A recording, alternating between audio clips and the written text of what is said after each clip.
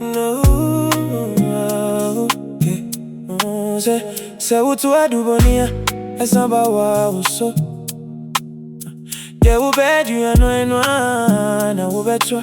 Becky, I could drink when in my the mechanic say you boko. Na asase sa oni ma no. Ai, eko wuku ho. Eye den a wanya bi, ono so wanya bi. Nse enye fe. Se wonu wuku te. Na asese ani ma ba wo ma me ho. Unim de ahafo ni abonten sofo bet. Mo mbeka. Na ye den oba owale sesi abetena ne ma me we. Wa nhwe ni ya.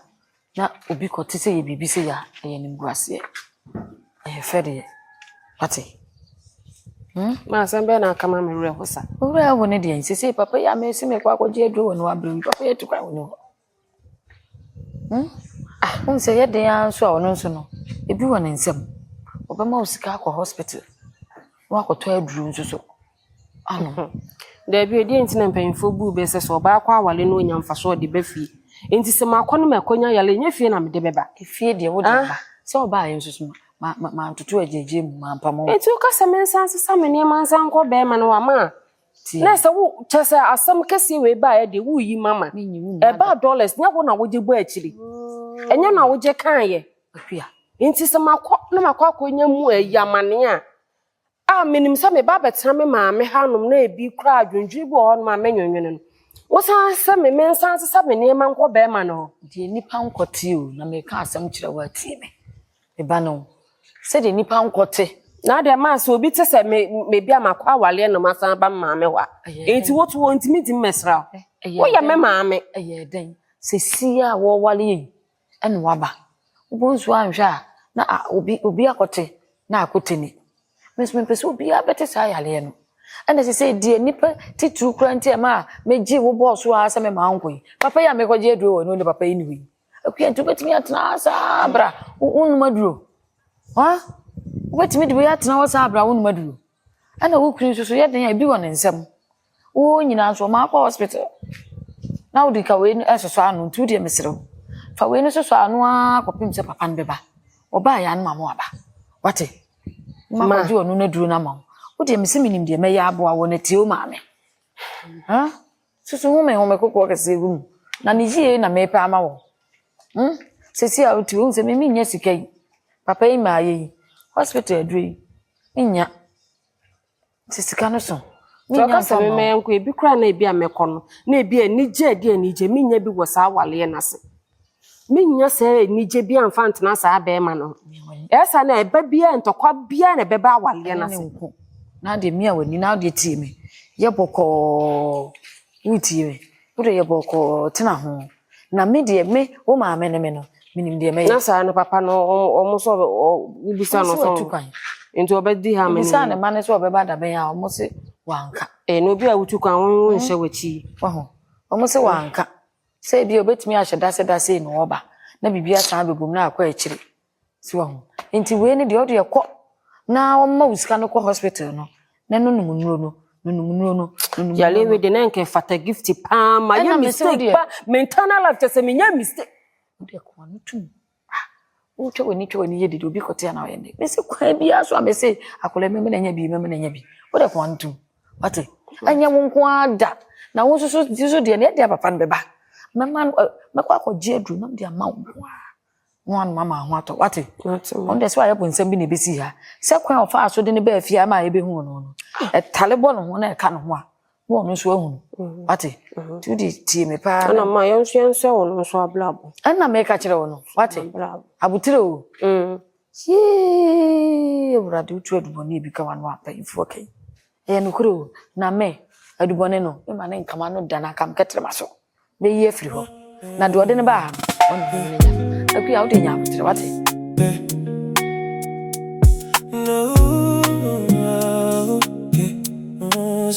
say what to Adubonee, it's not about wow so. Yeah, we bed you and I will bet you.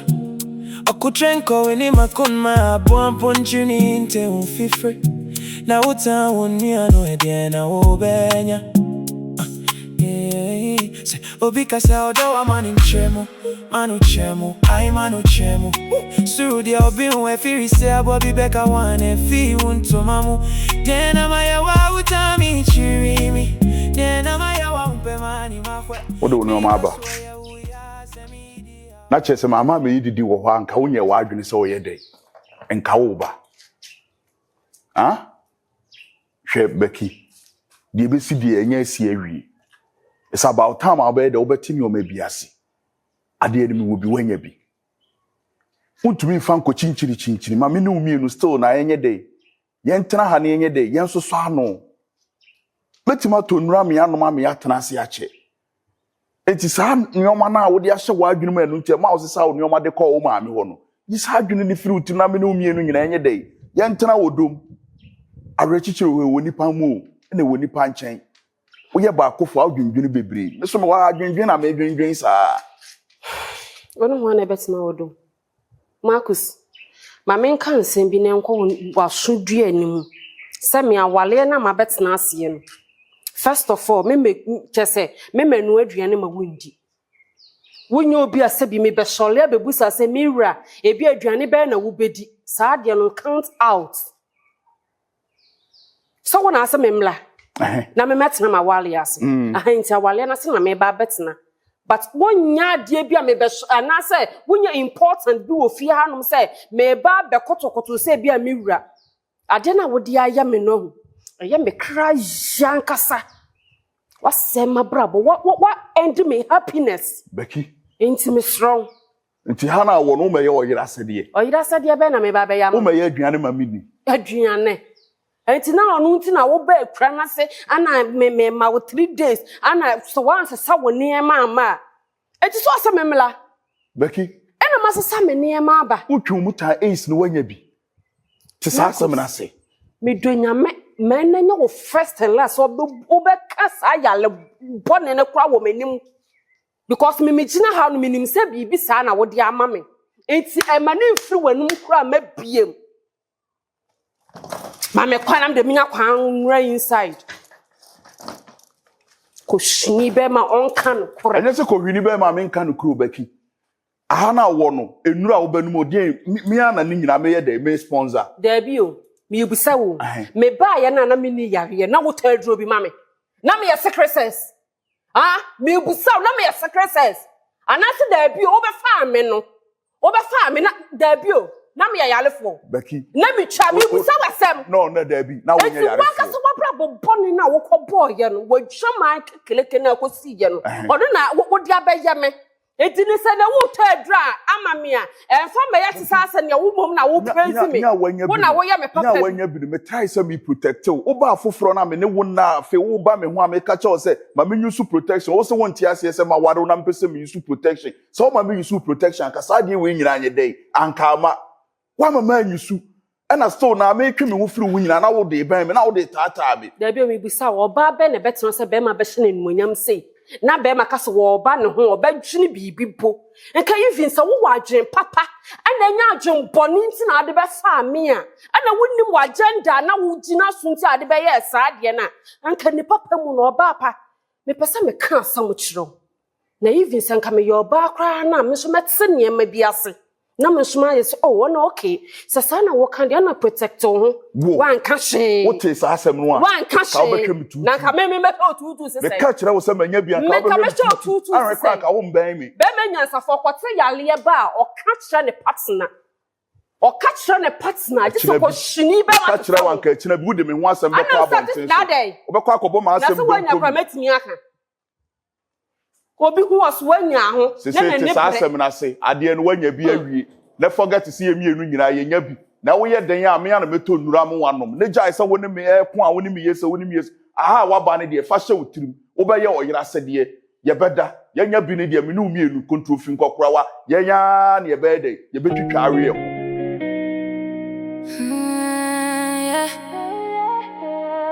Sisi Mr. Facha me say me disturb you wadarom me flower nyabon but one thing is Sisi please I truly love you and everything shows but I say me a bema me feel no kwanu. Also me nya oba at least obaboa no ababom. What I say. And from the look of things, you know, see, I wanna me buy a many job show so. Hey, Black. Do you even know what it takes to fall in love with someone? Wait, share me. You don't know anything about me. Prekope, you fell in love with me. Why not, sir? Love is not about knowing somebody well or not. What I say, pa? Or don't need your work when you know what come with the why bono crack? I say, baby, what come on? And I say, baby, you're party or one come out. I see you as a gift from heaven. Sisi, unim, me person make us have a pray. I didn't me catch one say me do. What I say, pa, look at me. Me fear country munaba. What I say, pa. It's me show baby see, and I say, no, tell me, don't I deserve you? Well, whether you deserve me or not, I can't answer that question. But I'm not interested. Yeah, me no. Me free relationship mo cranche. So, me nye imagine say me sign running back into any relationship right now. Why? I'm not ready for it anymore. I need time for myself. I will say me refreshing me home. Na me sign revitalize it from the incidents na me cool. Like I need to get back on my feet. Sisi. And no me nye ready, Black. Sisi. All men are the same. Fine. I do understand you. But try me for once. Which of these and I won't say? Yeah, make it up everybody and I won't say. I'm not saying say you are not the right person. And I'm not saying say you are a bad person or anything. All that I'm trying to say is say, me not ready. Send me enter into any relationship now. Me person me is single. I need time for myself. Sisi, let me tell you. This is not about you. It's about me interest. Do you get it? But Sisi, let me tell you one thing. Being a nice guy doesn't mean I'm a womanizer or what. Well, I didn't say that. If that's who you are, it's up to you. I'm not like that. Sisi, you know what? I can't force you to love me. Yes. Thank you. All right. I'm there. So whenever you change your mind or anything, whenever you need help, like, you can call me. I'll call you when I need you. Don't worry. Okay? Thank you. Okay. We'll meet again. But don't forget, I like music. And my favorite song is your voice. So Adubonee samba so. Na wona ayefe se. Me be see. Eye wo a. Mbacha. Na de wodi ade nyina to wonsa. Shonta ade chemu. Na akura de nka we de wonhye. Ne wotimi oh nwa ayefe. Suwa mu. Me ka kire wo se kokokokoko se na me nko na me mpɛ na mfa suwa mu. Obi tinche obeka se me mpɛ wasem. Me mpɛ ade papa mfa ma wo. Suwa mu. Ai! Ya nwa ayefe.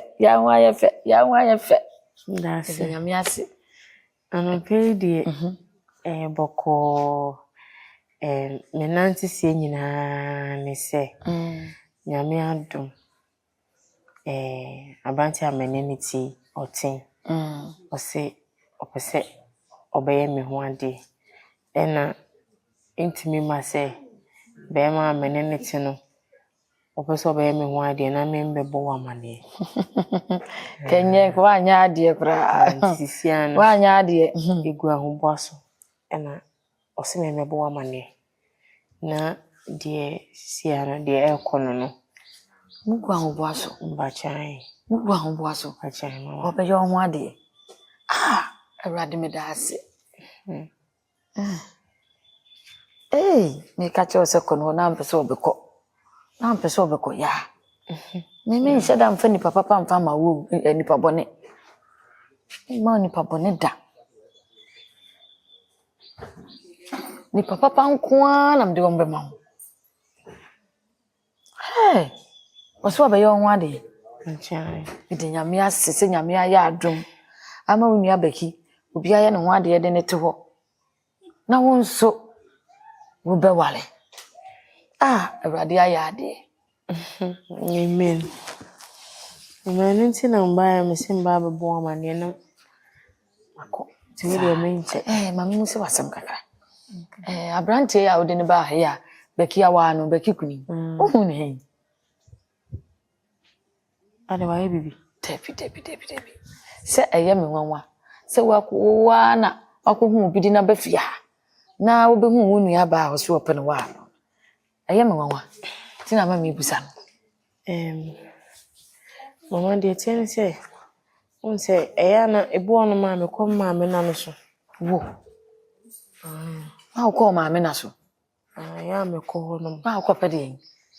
Ma ebu onu ma na ma fini nti ya na ma ko na no so akotena wo susu kakra na. Hwe, wo wa fi wo ma me. Na de meti wona bone be na me ye wo a. Ntiti no, wo hu me hu se wo ma me a ne ti wo no. Wo ma me nua me. Na wo fi wo ma me ko ma me na so. Na te se wo kwa Akosua che wo ma me se, me me nipa bone ni me nhwe oyi ana ase de. Na kwa wo ko no sa nso na ne se. Ya. Ha? Meti Debi me ko hono na meti so nti me wo hono ma me yusu. Ena meti eni bi wo machi. Ajese nko na misu. Ti mi twa mani no na ye ono a. Abrantina. Awase yo. Mi yemu shemi. Se na mi machi na hwe no. Nti wo ka ma me no mi yemu shemi. Mi yesi mi dwan na misu de bo ne osafrim bi na mi twa mani hwe nti na ye ono a. Ono so wo asiye ono. Se ye wona mi di hu no. Engata kwa mi ni mi kwe mi ni bebi a wote. Ti bi mi susa no. Ena na o hye mi nkwa no ese me mbra na onfa me mbra fi. Ya. Asiye wona ko hunu no. Mbacha. Ti ma Akosua ye asiye be ma. Mma de wa. Anya se de bro saman. Debi. Na se ya ko hunu de se ne de bro saman yo na de ba bia. Mama onye se na saman de obesi de a hye balance ya dressisi. Ada wa de. Ya de asembebo. Ya. Anya we na me de me ho se me ana wo se me busa no na me hunu ba bia wo free ni ade ni nyina no. Ese wo ma me ma musa. Ana ni gie mu a wo se wo de be wa wo nua ne ade ni ntino. Mama ma musa ba bi pot ya. Wo di hu na ade ne ba ha. Ti na ma me busa wo. Won do nya ya. Onya hwe asem bia ni no. Okay. Asiye be ma. Minim se bia na ni bibi da wa na se ena obesra na se minim de na wo ye wo no. Mama. Achewe de mese kwan. Ko. Mbacha. Ya chia na mama wate. Chia na mama na me de wa ye kura de wate manim dodo. Wa mama ni age dodo. Nso me de mpa ye ta echiri. Mama ba ki mu ye. Ye. Nso me de mpa ye ta echiri. Wate. Se de be ya wale mbe ba so kama. Wate. Ko ye gidi se mu. Wate de me ka te o. Mo se nyamia an pa iboni ade. Onye kura wada ne be ma papa.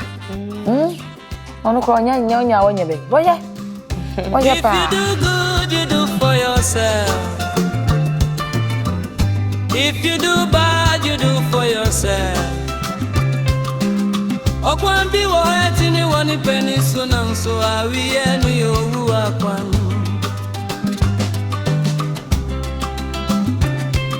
Asema ya dia sawe. Ana igwe is it my Jesus paid the thanks. Agony was a face. Where we are aduane no. Where we are brana be serve me. Abrante. Me free me maame ho baaye no. Me baaye me nu gina ha no kansa mo kyerɛw. Me ka kyerɛw se fidua ya me ba mu. Me me ye oyira sade anya dai emma wo. Me ka kyerɛw se aduane no out, enam out. Everything be so wo ba sade wo fi ha no. Me nka say me ba ba ye saade na ma. Enti we frɛ adwuma ba ana sɛ wo kwa bonsen ana waba masa wobetimi akwakoye wadua menya aduane bia Nti ba wo ba no wo ba ne sese da bi o ba ya me ba ye no ada na menimi ma me ho no ana abegina ho beye dede ana asa memela ana maba waba aha dede nti mempesa amafo beba bepua behwe mi nti no ana maba na me ba wo no me ba ni dede ana so wo ba ni dede enye wona na wo bo ni dede wo me memfa wo enye wona na wo bo mi dede wo hwe Becky e wo so wo ba fom ti wo de mesrew enye da bia na me no mienu ye be ham so saa ne ye kasa dede na amanfo be de e be ti yenka Becky ti ase ese saa de no waye de wanya nya bi ahwie me no mienu nyina ye wo bi enti na wo sa wo gitum na saa nneoma bi a wo de ahyehye otirim se fine ma anye ne yi ma nka nkyerɛw nanso anya ba ahwie wo sa me no mienu hu kwan e be fa so e be de ye betena ne ye be so ya de ano kopem se ye so ye be de ye betena wiase ache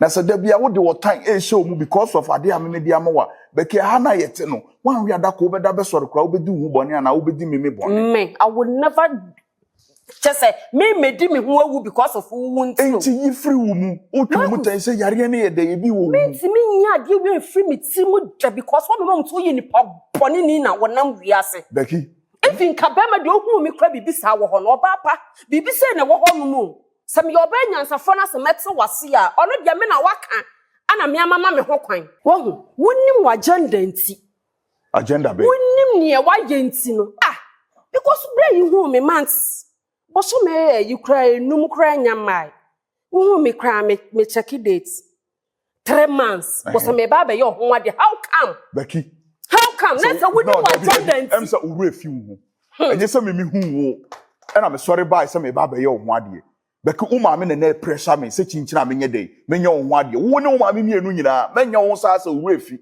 even me ba mu fi okra na nya wo adwene na dey ene dey wo mu Becky em fanto nchen na wo sa asem a wo kan se nka wo so wo ye oba pa wo so wonim bibi sei no se be ma ba so oba be ware at least wo ne nkasa na busa no ne health status na wo musa sa ade we na sa ade we nyina kwakoba nka me fiti se prekopa me ba ya na me ba be bo mi nkura kira wo se me yesei Kenya baby nese me musa wo hair status nti no nese wo de sa ade we show na ade bi ma me nyesa na wo sa ma brabo since wiase ma ni ja me tike se bibie no hokra mi hu se wiase kwa ne sai ase esum kwa na de bia me sole me namu enkopem da be na sa ade we abufu we ebefiri omu Marcus, me di ade a wo di aye me no entimi free ma Becky menya di aye wo awie feelings anase me ni anije bia o efia no se me no ba abesere anase me no ba be free nevertheless say na wanya bi awie no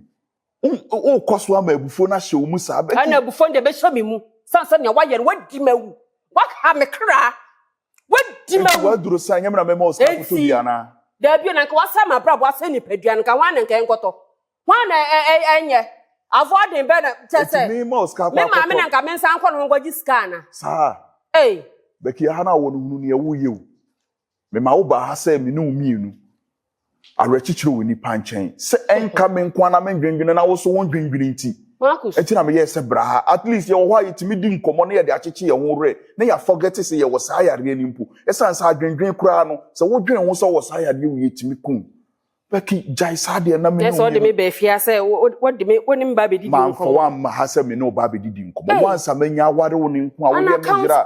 Me wo ha obi mu a wo so wo sa ha oni mu die. Ma me no miere ye nye baako. Wo ne ho anya baako. Ma me ka na mfam. I will never support what you are saying. Nti aduane wa anye. Ma anye. Ni saa time na me de kwasa kitchen ho no ma ye aduane ama be ma won ka no kore be ma ko shini be ma se go gina baby ene ma different de da enya yale ase ma brabo ona me benya saa na ji akoye saa aduane na ma aduane bebregu kitchen ho no be ma wo betimi akoye o wo betimi akosa kitchen ho akoye aduane apese wudi ame ha ma brabo don't betray me kra me ba wo se bra na wo ye wa adwene se wo ma no ba wo ba no wo dwene wo se wo so wo ba ha ye de aba betete ada me be power choice se yana enya wa na wo be kra na se be power choice me mla eti se ma ba be power choice na se wonim se wo ma na wo ba be yim si ade ntina wo ba ye me nya metia fa me bag akọ I can take my bag leave Metimi afa me bag akọ. Becky bro won ase. Me mepa wa chawo. Wo yare o. Me yale nti dai. Wo yare o.